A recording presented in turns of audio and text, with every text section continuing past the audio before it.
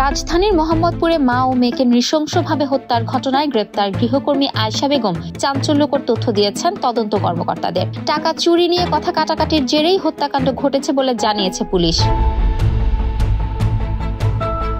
ডিএমপির অতিরিক্ত commissioner S N. Nazrul Islam জানান, হত্যার আগের দিন বাসা থেকে ২০০০ টাকা চুরি করেন আয়েশা। বিষয়টি জানাজানি হলে গৃহকর্মী লায়লা আফরোজ তাকে পুলিশের হাতে তুলে দেওয়ার হুমকি দেন। পুলিশ জানায়, এর আগেও একাধিকবার চুরির সঙ্গে জড়িত ছিলেন আয়েশা। চলতি বছরের জুলাই মাসে ৮,০০০ টাকা ও স্বর্ণের আংটি চুরির অভিযোগ ওঠে তার বিরুদ্ধে। ওই ঘটনায় একটি ফোন নম্বরের সূত্র ধরে সাভার বরিশাল হয়ে ঝালকাঠিতে তার দাদা শ্বশুরের বাড়িতে অভিযান চালিয়ে আয়েশা ও তার স্বামীকে গ্রেপ্তার করা হয়।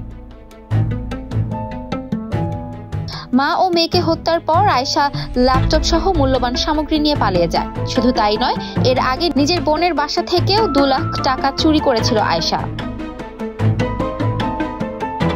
সোমবারের এই নৃশংস হত্যাকাণ্ডের পর পটুয়াখালীতে লুকিয়ে থাকলেও বুধবার আয়েশা ও তার স্বামীকে গ্রেপ্তার করে পুলিশ। পুলিশের দাবি, প্রাথমিক জিজ্ঞাসাবাদে আয়েশা হত্যাকাণ্ডের দায় স্বীকার করেছে। তদন্তে নতুন কোনো তথ্য পাওয়া গেলে তা জানানো হবে বলে জানিয়েছেন তদন্ত কর্মকর্তারা।